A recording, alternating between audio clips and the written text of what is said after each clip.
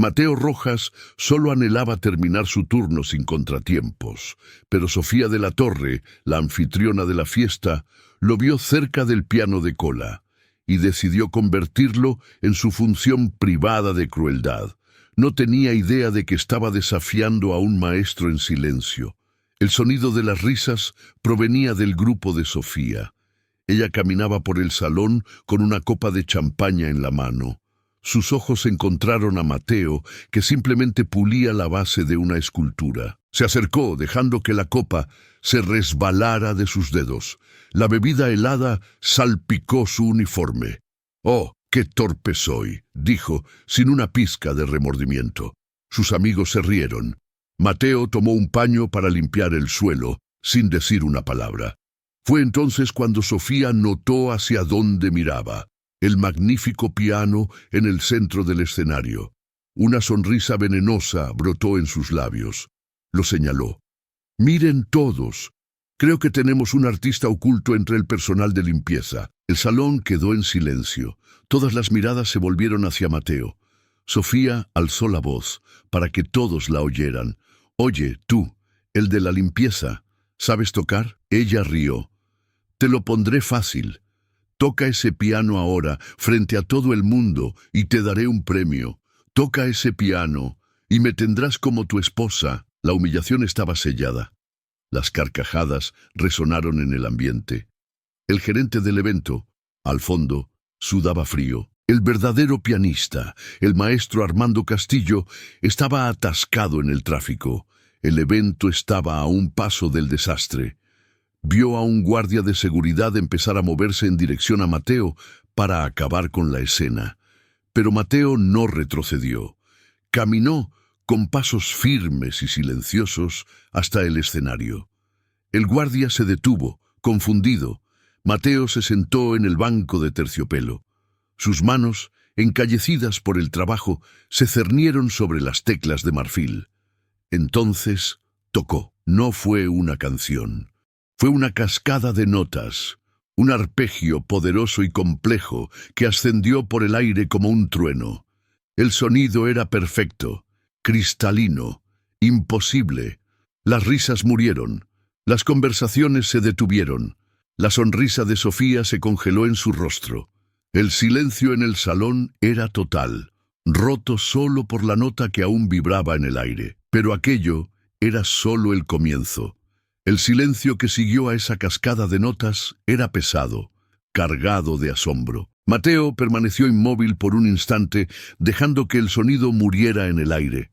Luego giró la cabeza lentamente, no hacia Sofía, sino hacia el público. Su voz resonó, serena pero afilada como una navaja, atravesando el salón. «El desafío está aceptado», dijo.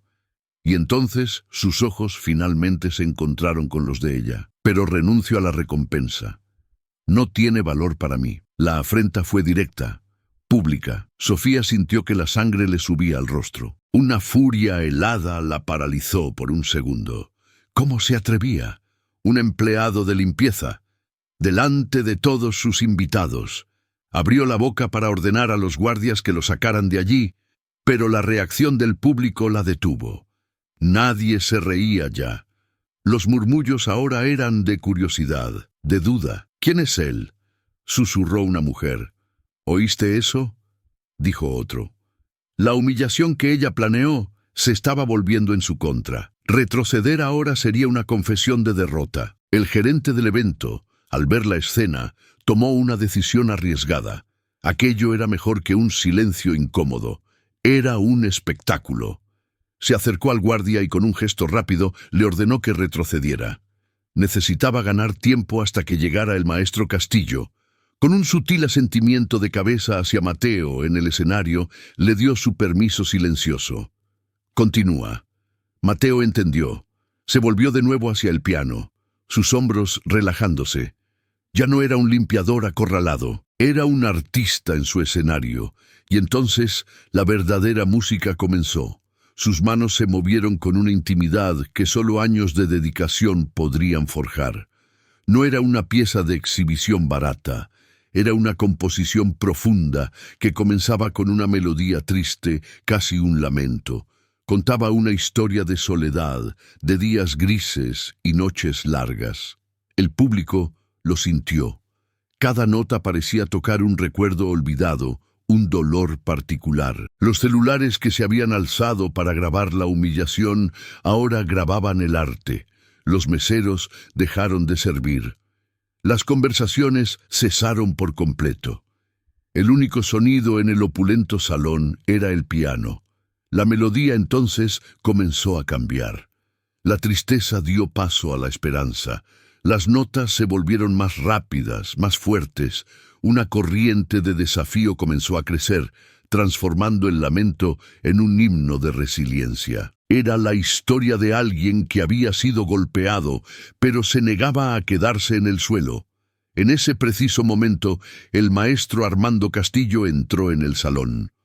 Un hombre de 70 años, con el porte de un rey y la reputación de una leyenda.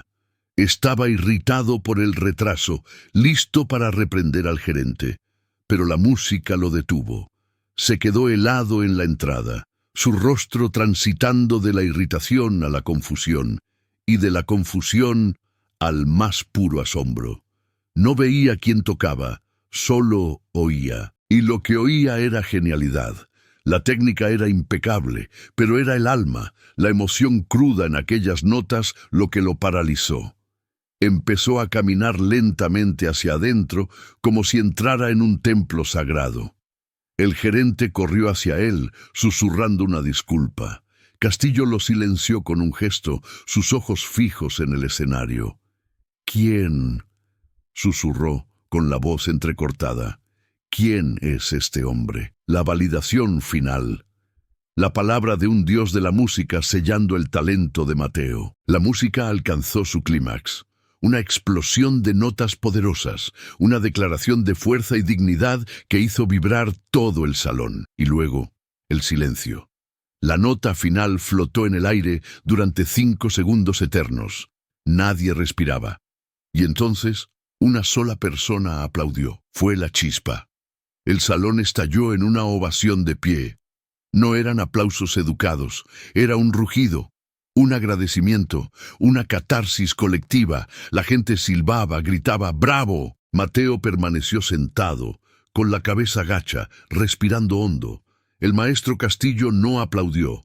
Simplemente caminó hacia el escenario, sus ojos nunca dejando a Mateo. Pasó junto a Sofía como si fuera invisible, un mueble en el camino. La humillación de ella ahora era completa. Alguien entre la multitud gritó «¡Trágate esa niña rica!». La vergüenza la cubrió como un manto. Para Sofía de la Torre, el sonido de los aplausos era como vidrio molido en sus oídos. Cada grito de «bravo» para Mateo era una bofetada en su rostro. La humillación ardía en sus venas, no como una fiebre caliente, sino como un hielo que solidificaba su ira en un propósito frío y cortante. No solo había sido avergonzada, su poder había sido públicamente cuestionado, y eso era imperdonable. Respiró hondo, y la máscara de conmoción en su rostro fue reemplazada por una de control absoluto. No iba a gritar, iba a destruir. Su mirada recorrió el salón y encontró a su objetivo, el gerente del hotel, un hombre de mediana edad llamado señor Benítez. Estaba cerca del bar, con el alivio estampado en su rostro por haber evitado un desastre en el evento. Un alivio que Sofía estaba a punto de borrar. Se movió con la precisión de un depredador, interceptándolo cerca de una puerta de servicio. Su voz era baja, casi un susurro, pero cargada de una amenaza inconfundible. «Benítez, venga aquí». Él se giró, la sonrisa profesional marchitándose al ver la expresión de ella. «Señora de la Torre, fantástico, ¿no? Un talento». «Cállese», lo cortó. «Tiene un minuto para explicarme por qué un impostor cualquiera, un hombre de la limpieza, está en el escenario tocando un piano de $500,000. ¿Impostor? Pero él, el maestro Castillo dijo...». Sofía dio un paso adelante, invadiendo su espacio personal. «No me importa lo que haya dicho un viejo músico senil. Me importan los hechos.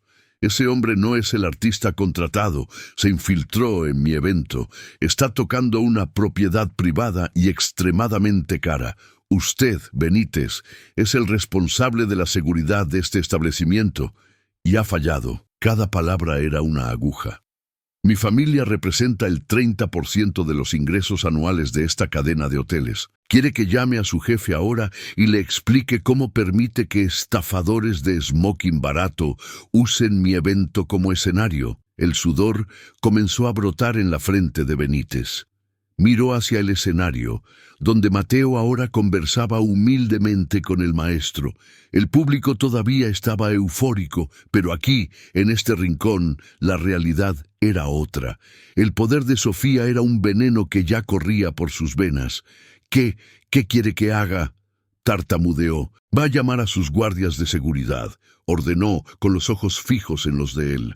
Les ordenará que retiren a ese hombre del escenario de inmediato. Será llevado a una habitación y detenido hasta que llegue la policía. El piano será aislado. Nadie más lo toca hasta que un experto evalúe si el impostor causó algún daño. Hágalo ahora, o le juro que mañana estará buscando trabajo en una pensión de carretera. La elección era clara: la justicia o su empleo. Benítez tragó saliva. La admiración que sintió por Mateo se evaporó, reemplazada por el pánico frío de la autoconservación. Levantó la mano, llamando a 2 guardias. «Acompáñenme», dijo, con la voz temblorosa. El trío comenzó a caminar hacia el escenario. La alegría de la multitud comenzó a disminuir a medida que notaban el movimiento.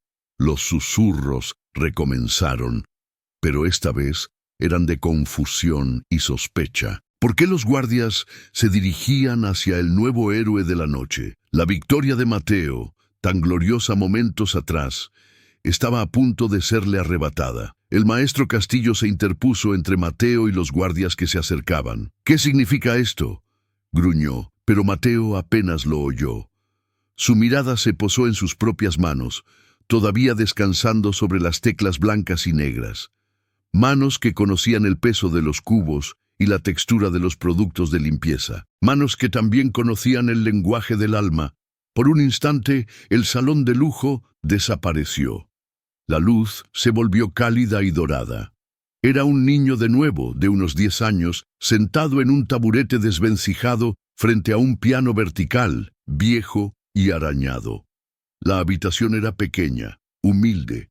El sonido de las teclas era apagado, pero lleno de amor. A su lado, su madre sonreía, guiando sus pequeños dedos. La voz de ella resonó en su memoria, suave y firme. «El mundo intentará encasillarte, hijo mío. Te juzgarán por tu uniforme, por el color de tu piel. No los dejes». Puso un pequeño objeto en la palma de su mano, una clave de sol tallada en madera oscura, el símbolo. «Esto es para que lo recuerdes», dijo, cerrando los dedos de él alrededor del amuleto. «Tu arte es tu voz, es la riqueza que nadie te puede quitar. Prométeme que nunca dejarás que silencien tu voz». El recuerdo se desvaneció. De vuelta al presente, Mateo cerró la mano en un puño, como si todavía sostuviera el pequeño trozo de madera. Cuando levantó la vista hacia los guardias, el miedo había desaparecido. En su lugar había fuego. Con el fuego del recuerdo de su madre ardiendo en su pecho, Mateo se puso de pie. Se enfrentó a los guardias no con agresión, sino con una calma que los desarmó. Antes de que pudiera hablar, la voz del maestro Castillo tronó por el salón. «Deténganse». La autoridad en su tono era absoluta. Los guardias se congelaron. El maestro caminó hasta quedar al lado de Mateo, encarando al gerente Benítez. «¿De verdad le va a creer a esta mujer?», dijo, con la voz llena de desprecio. «En lugar de creer a sus propios oídos, ¿no oyó lo que nosotros oímos?». Benítez tartamudeó, pero Castillo ya se había girado hacia su verdadero objetivo. Marchó en dirección a Sofía, que lo observaba con una sonrisa de desdén. La multitud le abrió paso. «Señora de la Torre», dijo el maestro, deteniéndose a pocos metros de ella. «Usted lo llamó impostor. Permítame educarla. La primera pieza que tocó fue un estudio de Chopin, ejecutado con una perfección que rara vez he visto. Pero la segunda fue otra historia. Hizo una pausa dejando que la tensión creciera. Fue una composición del siglo XIX casi perdida. El lamento del río, de Antoine Dubois, un genio haitiano que murió olvidado en París. Dígame, ¿cómo un estafador de smoking barato, en sus palabras, tendría acceso a una partitura que la mayoría de los historiadores de la música desconocen? El público contuvo la respiración. La acusación de fraude de Sofía fue aniquilada con una única y precisa lección de historia. Ella palideció. El conocimiento del maestro era un arma que no podía combatir. Vio las miradas del público volverse en su contra de nuevo. El respeto dando paso a la sospecha. Estaba acorralada. Y fue en ese momento que decidió quemar el mundo. Si su talento era innegable, atacaría su carácter. Si no podía llamarlo fraude, lo llamaría ladrón. Mientras Castillo la acorralaba con hechos, Mateo sintió lo que tenía que hacer. No bastaba con demostrar que era un músico. Tenía que revelarse por completo, sin filtros.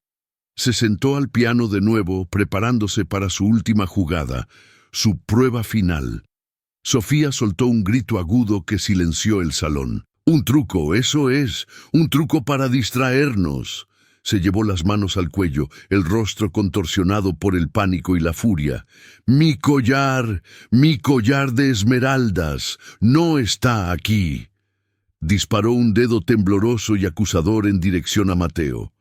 «Fue él de la limpieza, se me acercó antes». Mientras todos estaban hipnotizados por su musiquita sentimental, me robó el collar. Es un ladrón, un criminal. Guardias, agárrenlo. Registren a ese hombre ahora. La acusación tan venenosa y desesperada cayó sobre el salón como una bomba. El arte, el talento, la historia, todo fue olvidado. Ahora era la palabra de una multimillonaria contra la de un empleado de limpieza. Su palabra contra el honor de él. El enfrentamiento final estaba ante todos. La palabra ladrón envenenó el aire. Esta vez no había ambigüedad. Los dos guardias subieron al escenario con los rostros duros y decididos. El arte había terminado. Esto era un crimen. «Señor, por favor, acompáñenos sin oponer resistencia», dijo el más alto, extendiendo la mano hacia el brazo de Mateo. La multitud contuvo la respiración. Los celulares se alzaron por todo el salón, ya no para grabar un talento, sino para documentar un arresto. El maestro Castillo protestó, su voz perdiéndose en el caos, pero la maquinaria del poder y la acusación ya estaba en marcha. Fue Mateo quien la detuvo. No se movió, no se resistió, solo levantó una mano. «Esperen», dijo. Su voz no era de súplica, sino de mando. Un mando tan tranquilo y lleno de certeza que el guardia dudó, con la mano suspendida en el aire. Mateo miró más allá de los guardias, más allá del maestro, y sus ojos se encontraron con los del gerente Benítez. «Se ha hecho una acusación, es justo, pero antes de que me lleven, tengo derecho a presentar mi defensa». «Y mi defensa está aquí», no señaló sus bolsillos, no clamó por testigos. Suavemente posó los dedos sobre las teclas del piano. El salón quedó en un silencio sepulcral. ¿Qué estaba haciendo? «Esta es una composición nueva», anunció Mateo al micrófono más cercano, su voz resonando con una claridad escalofriante. «Acabo de crearla, se llama El retrato de Sofía». Y empezó a tocar. Primero, las notas eran altas, disonantes y arrogantes. Una melodía que daba vueltas en círculos, engreída, vacía de sentimiento. Era la representación perfecta de la vanidad de Sofía. Luego, la música se volvió sigilosa, casi un susurro. Notas rápidas y rastreras, como una serpiente en la hierba. El público casi podía ver una mano deslizándose hacia un bolso, un cierre abriéndose, un objeto siendo escondido. Era el sonido de la mentira siendo plantada. Entonces la música explotó. Una cacofonía de notas martilladas, violentas y caóticas. Era el sonido de su grito, el sonido de la falsa acusación, el sonido del dedo señalando. Era feo, desesperado y cruel. Y entonces todo se detuvo. Del silencio emergió una única melodía, simple, pura, inquebrantable.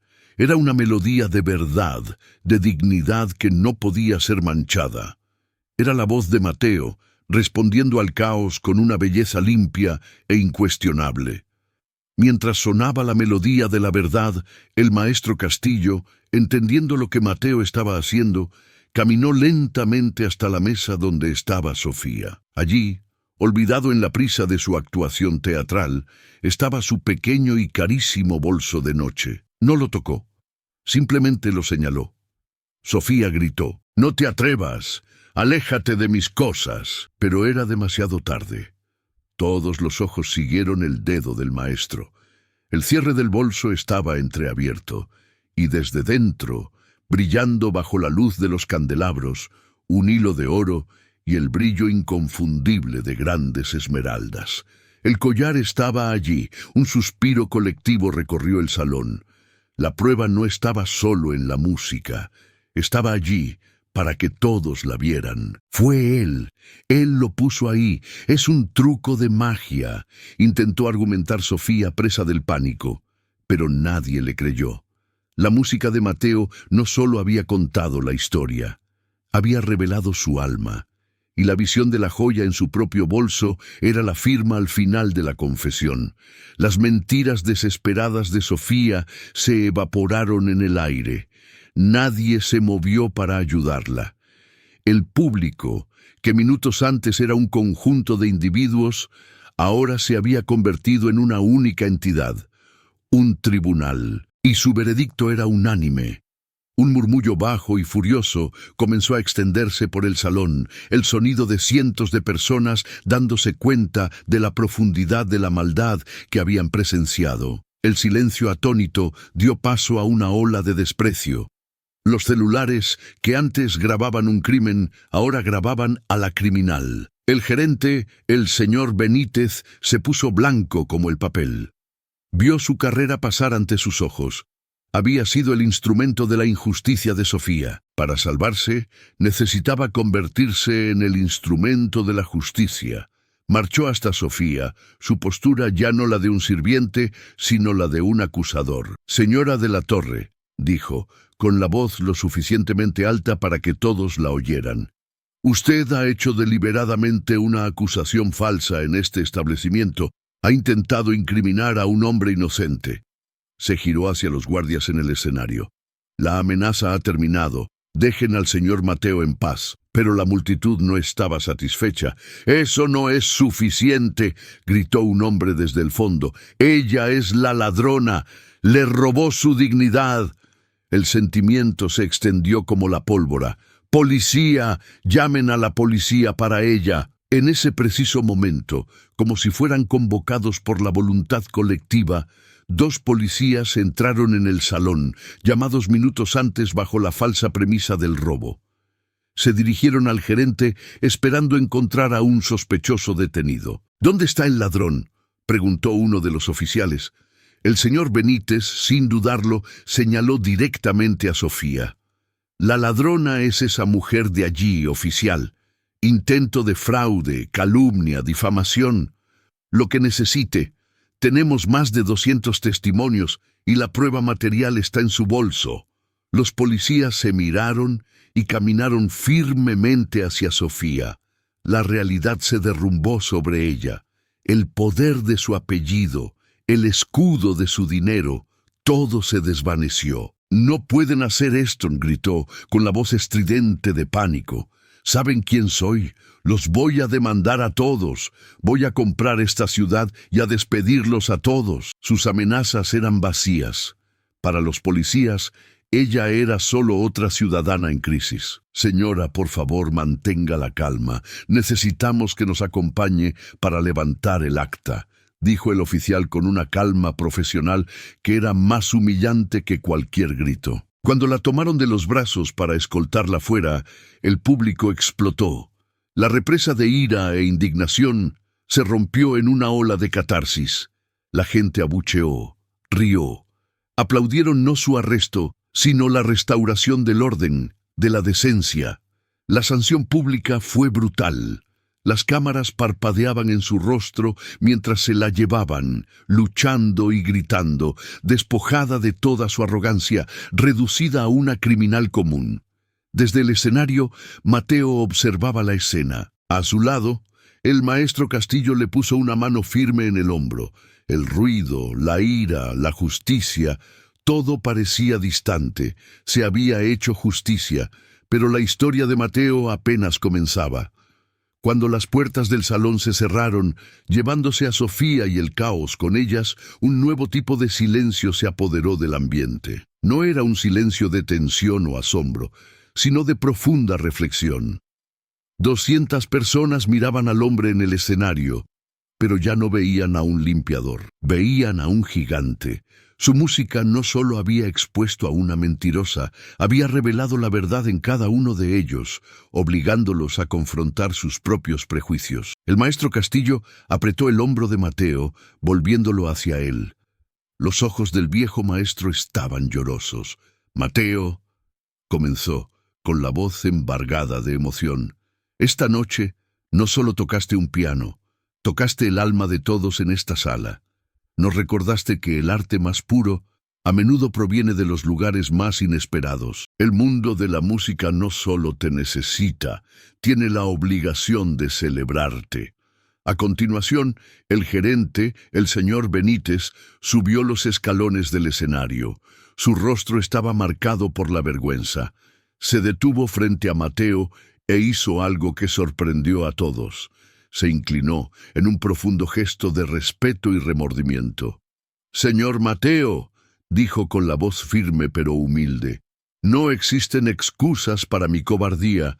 Le fallé a usted, le fallé a mi profesión y fallé como hombre. Lo único que puedo hacer es intentar reparar mi error. Ese puesto de pianista residente no es una oferta, es una súplica. Por favor, acéptelo.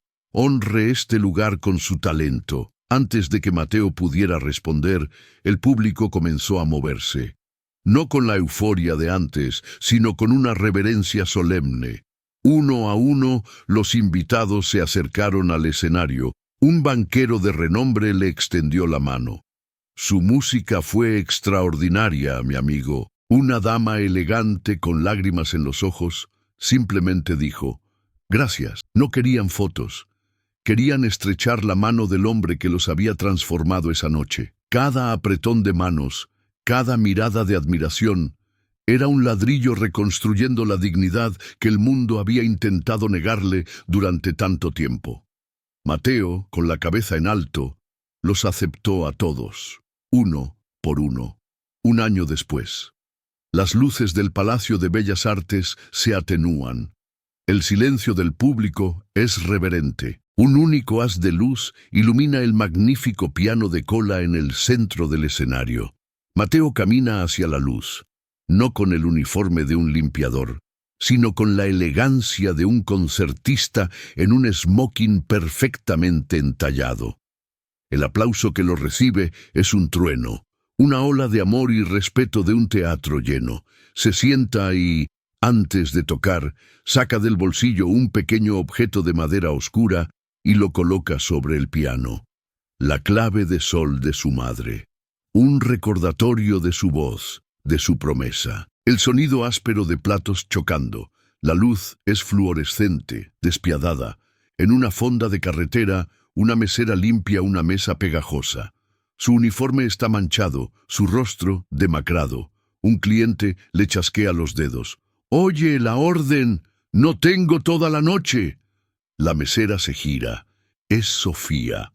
La arrogancia se ha ido, reemplazada por un vacío exhausto. «Ya voy, señora», murmura con la voz sin vida. Mateo cierra los ojos.